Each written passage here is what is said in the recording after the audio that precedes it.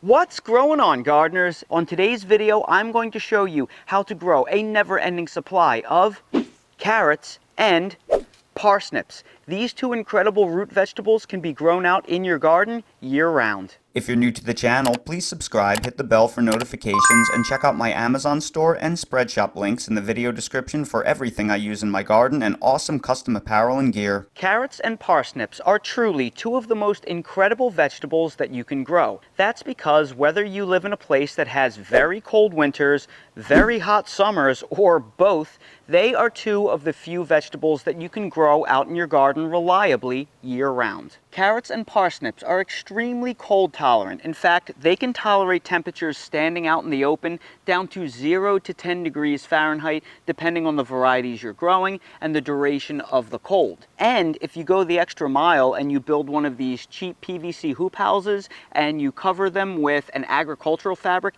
they can tolerate below 0 temperatures. If you want to build something cheap and easy like this $40 hoop house I built in about 30 minutes, I'll link to a video both above and down in the video description that'll show you how to do that. For gardeners in climates with cold winters, rejoice, because the news gets even better for you. Because carrots and parsnips are root vegetables, they naturally contain a blend of starch and sugar, and the starch content is proportional to temperature, whereas the sugar content is inversely proportional to temperature. So what does this mean? Well, this means the cooler the temperatures are, the higher the sugar content in your carrots and your parsnips. In fact, they will both get sweeter after frost. So hard frosts will actually make these crops more delicious. So if you have particularly rough winters, you will have really great tasting carrots and parsnips. So for that reason, at least where I live here on the southeastern coast of North Carolina, the carrots and parsnips that will mature for me in late October until early April generally taste the best because they have the highest amount of sugar. But that doesn't mean that you can't grow these items year-round. They will also do well maturing in warmer weather. They will have a lot more starch and they will have less sugar, but that doesn't necessarily mean that you can't use them. They will be just fine for things like soups, stews, roasting. You just have to treat them more like a starchy root than a sweet root, and you can open up a whole world of opportunity to use them. The one thing I do recommend, however, is that if you're growing your parsnips and your carrots in the spring and summer when it's particularly hot out, you either drape shade cloth over them to keep them a little bit cooler, or you plant them in the shade. They will do a lot better in part shade or full shade than they will being blasted by the intense summer sun if you live in a place with very warm or hot summers. So now that you know that you can grow carrots and parsnips out in your garden year-round, the key to being successful is to plant them the right way. The key to success when growing carrots and parsnips is to succession plant them. Succession planting is simply planting smaller crops over a long period of time. Instead of planting 4, 6, 8, 10 rows of carrots and parsnips, you plant a small row of each roughly every 3 to 4 weeks or roughly every single month. That way you will constantly have seeds germinating and you will have small plants in all different phases of life. So instead of having an enormous amount ready for harvest all at once, you will have consistent, constant harvests of them both. And that is the real key to have success growing carrots and parsnips. Seriously, never stop planting them. Do a small planting at least once every month, and don't make it so big that you won't be able to manage them or eat them all at once. The key is spreading them out over a long period of time to maximize your harvest and your garden's efficiency. These are the old leftover summer planting of carrots that I had that kind of went to seed on me, and I let the black swallowtail butterflies feed off of them. This is a row of carrots that I planted about 4 weeks ago, and this is going to be my first fall planting of carrots. I'm going to follow up in this video in this empty space right here with a row of carrots and parsnips, and that is going to be the successive planting. So I specifically am going to time things out so I don't have too many carrots in that row here, but then when that carrot row has been eaten, I will have parsnips and carrots right behind it. And I will keep repeating that process roughly every 4 weeks or so I constantly have something ready for harvest in my garden. In fact, let's take a quick look at this old summer crop. You see that? There are still some carrots in here. That is pretty good to eat right there. That looks like a perfect carrot. Because I planted it in the summer, it'll be a little bit more starchy, but this is how you have a never-ending supply of carrots and parsnips in your garden. In fact, let's give this a little try right here. Yeah, what's up, Doc? Honestly, it's still actually pretty sweet. Now let's talk about your soil. In order to grow the best carrots and parsnips possible, you need light, loose, loamy, well-draining soil. If you have a heavy clay soil that is difficult for the roots to grow, you're going to wind up with funny-looking, kinked, short, stubby, deformed, ugly, possibly split carrots and parsnips. So for that reason, the best thing to grow your carrots and parsnips in is going to be a raised bed. Now when it comes to raised bed depth, you are going to want at least a 7 to 10 inch deep raised bed, but of course deeper is better. And it is very important that you check the variety of carrot and parsnip that you are growing, because some are a lot longer than others. You can source long carrot and parsnips, you can source stubbier and stockier carrots and parsnips. So make sure that you pair the variety with the amount of depth of your raised bed, or however much light, loose, loamy soil you have. I like to lightly fluff up my soil because even in a raised bed, if I haven't been growing in it for a while, it can get a little bit firm. I just like to make sure I fluff it up just a little bit in the top inch or two before I sow my carrots. And as an alternative, if you don't have raised beds to grow in, you could always grow them in something like a 20 or 25 gallon grow bag. This grow bag is something like 16 to 18 inches deep. So this is actually perfect to grow something like a carrot or a parsnip in if you don't have the available raised bed space. Carrots and parsnips grow great in container gardens, so whether you're using grow bags or just really deep hard plastic nursery pots, they are great options. Now the next thing we must discuss is planting depth. Now always check the back of your seed packet to verify planting depth, but generally speaking, parsnip and carrot seeds should be planted very shallow at about 1/4 inch. Don't plant them too deeply or they may not germinate. And one of my favorite ways to make an easy furrow in the ground is to actually use a piece of rebar from the concrete aisle at either Lowe's or Home Depot. It is great for making furrows for carrots and for parsnips. So right here and right here I have some drip line running in my beds, and I'm going to make the furrow for each fairly close to that drip line. But I'm not going to put it exactly on the drip line because I don't want to flood the seeds. I want the roots to have access to the water from the drip line, but I don't want them to be oversaturated or they may actually rot the seed. So we're going to space the rows about 12 inches or 1 foot apart, and one of the rows is going to get carrots and the other one is going to get parsnips. And just like that, we have two very nice looking furrows. Now we will sow the carrot and parsnip seeds in the furrows that I made. And we are going to use a process called overseeding, because carrot and parsnip seeds will have, generally speaking, low germination rates. So in this seed packet right here, which I got for free, these seeds are the carrot seeds, and they are extremely tiny. So what we want to do is we want to sow them in the trench and be very generous with the spacing, because many of these will not come up. The ones that will germinate, however, will come up very closely together. And as a result, we will have to engage in a practice called thinning later, where we basically will have to remove the ones that are growing too closely together. And I will show you how to do that later in this video.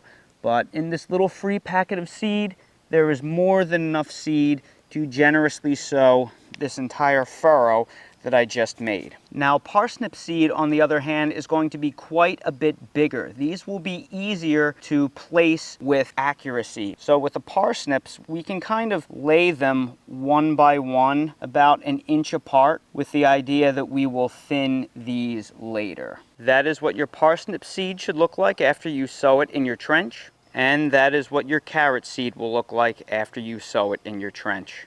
Now let's talk about how to fertilize our carrots and our parsnips. One problem that I've heard many gardeners have is that they get these amazing, beautiful, lush carrot tops and parsnip tops, but they get poor root development. And that is probably due to incorrect fertilizing practices. We are only going to use 2 fertilizers for our carrots and our parsnips, and we will be kind of stingy with them. The first thing that we will use is an all-purpose granular organic fertilizer. Anything around a 5.55 NPK will be just fine. This is a 4.53. That's close enough. It's exactly what we're looking for. Then we will use an organic bone meal supplement, which is a strong source of phosphorus and calcium.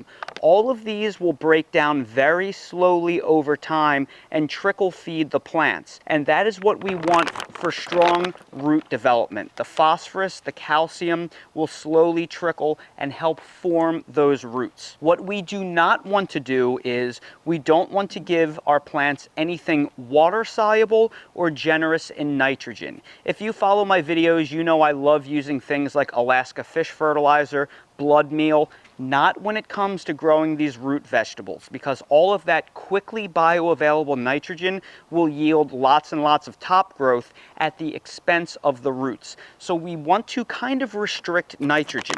Yes, it is true that this is 4% nitrogen, but it's going to break down slowly, and there's going to be so much phosphorus and potassium mixed in that it's kind of going to cancel it out. These are not very strong fertilizers, so you will get slow root development over time. So what I'm going to do is, before I backfill the trench, I'm going to gently sprinkle a little bit of the granular organic fertilizer over each trench, and then dust each trench with bone meal. Then after we add the fertilizers, we will backfill and tamp them down. From there, what we will want to do is we will want to give those trenches a very light dusting, just a side dressing or top coat of the fertilizer and the bone meal 1 to 2 times a month, just to make sure that there is constantly some nutrients breaking down in the soil. But again, we don't want to give them anything water soluble. That will probably lead to leafy green top growth at the expense of the roots. And the last part of the planting process is to water in our new carrot and parsnip seeds. At first, this may seem like the easiest, most obvious part, but this is actually the most difficult. Because carrot and parsnip seeds are so small and they are sowed so shallow in the soil, there actually is an issue with germination, because if the sun is too warm and the soil dries out too much because you aren't here to keep it moist, the seeds won't germinate. Conversely, if you have heavy rain in the forecast, you could wash the seeds away. So weather actually is a big downside, and it can really hurt your germination rates. Now, my 2-week forecast is completely clear of any kind of weather, so I have the availability with this calm weather streak to just lightly water in and keep the soil moist every single day. And if I do that, keep it lightly moist every day until I see germination, I should have great germination rates, and I should start seeing germination in about 10 to 14 days, maybe sooner if your soil is still warm. But that being said, if you have heavy rain in the forecast or you aren't around to keep the area moist, one trick that you can do is to take a board and to place that board down on top of the trenches. And then after you place the board down on top of the trench, you wet down that area. And what that board will do is it will actually keep the area underneath nice and moist. It won't be able to dry out because it's not in contact with the sun, and it will also prevent the seeds from washing away in the event of heavy rain. Usually when you do this method, in about 7 to 10 days, if you lift up that board, you will start to see really spindly carrots germinating that look sort of sickly because they are germinating in total darkness. When that happens, you simply remove the board, get it out of there, and those carrot seedlings will start thickening up in about 3 or 4 days when exposed to true sun. So that is a way that you can get better germination rates if the weather is not going to agree with you. And this is the type of germination that you can expect after about 2.5 weeks. The back row right here are carrots. They are all in the process of germinating. And the front row right here are parsnips. They are all in the process of germinating. Now keep in mind it's currently fall, so soil temperatures are colder and germination rates are slower. So because of that, I expect things to continue to germinate for the next few weeks. So make sure you keep the area moist as germination will continue. Then after our carrots and our parsnips germinate, we will have to engage in a practice called thinning. Remember, we overseeded all of our trenches due to the poor germination rate of carrot and parsnip seed. So therefore, things are probably going to over-germinate and the plants are going to be too close together. Now, many people think that that's no big deal. These are root vegetables. They will grow and they will just push each other out of the way. While that is true to a degree, if you do that, you will have poorly formed carrots and parsnips. They will be undersized, they will be kinked up, they will be deformed, they will not be perfect looking straight carrots and parsnips. The only way we can accomplish this is by proper thinning in loose, loamy soil. Now, generally speaking, your carrots should be spaced about 2 inches apart for ideal root development and no kinking. And your parsnips will need more like 3 or 4 inches apart because they will get a lot wider. Generally speaking, the best time to thin your carrots is going to be somewhere between 2 to 4 weeks after germination. These plants right here are about at the maximum after germination that I'd want them to go. And as you can see, they are very close together. We want to split them so they are about 2 inches apart, and you want to keep usually the strongest looking plants. Now, when I pull these out, you'll see they are already forming baby carrots. Don't throw them away. Those baby carrots are completely edible. Look how beautiful they are. I probably should have engaged in this thinning practice more like a week ago. They're pretty much at the limit of where they should be. But these are going to now turn into 2 beautiful carrots. You definitely want to get rid of the smaller ones because they are of lower value. Some of the seeds just aren't going to grow to the same amount, just with the same amount of vigor. So some are just going to be naturally smaller or stunted, and we definitely want to pull them out. So we're going to give these carrots lots and lots of room, and we're going to compact around the bases after we pull the carrots out. And we're going to do this for all of our rows. So now all of our carrots have been expertly thinned to give them plenty of room to grow and develop. And we also have a beautiful bunch of baby carrots. And you can eat these any way that you want to eat a carrot. You can use them in salads, soups. You can just break them off and eat them raw like I'm going to do right here. And if you're worrying about it being dirty, don't worry, dirt don't hurt. So much sweeter than that summer-grown carrot. And please, don't forget to compost your carrot tops when you're done. These carrot tops make incredible compost and break down quickly. Alternatively, you can chop them and drop them around your fruit trees. They also make a great green mulch. And that right there is how you can grow carrots and parsnips with incredible success year-round in your garden. So everybody, I sure hope you found this video helpful. If you did, please make sure to hit that like button, subscribe to the channel, and please ring that notification bell so you're notified when I release more videos like these. If you're curious about any of the products that I featured in this video, like the fertilizer and the bone meal, I will place direct links to them down in the video description for your convenience. For everything else I use in my garden in real life, they are linked in my Amazon storefront in the video description. So expand the video description, click on the Amazon storefront link. You will see everything I use in real life. I'll also drop some links to the seeds that I featured in this video for your convenience as well. If you want to support the channel, you can also check out my spread shop link for custom merch. Thank you all so much for watching, and I hope to see all of you again on the next video. This Dale has been taunting me the entire time I've been filming, trying to get me to go for his toy. I noticed. Oh, that's not fair. He takes the other one. Oh, get over here. No, no, no, that's my hand vacuum. You can't have that. Come here. Come here. I'm gonna get you. I'm gonna get him. I'm gonna get him so good. Let's get this one. Oh. Whoa, whoa, he's crazy. Whoa, go get it. Go get it. Go get it. gonna get him. I'm gonna get him. Oh, my crazy boy has some energy. Let's go get him. Whoa, there he goes. Whoa, Daly. Whoa, Daly. I'm already out of breath. I don't know how you stay in such good shape. Look at this mess I have to clean up. Fluff everywhere. Ugh, you little fluffy butt. You little fluffy butt.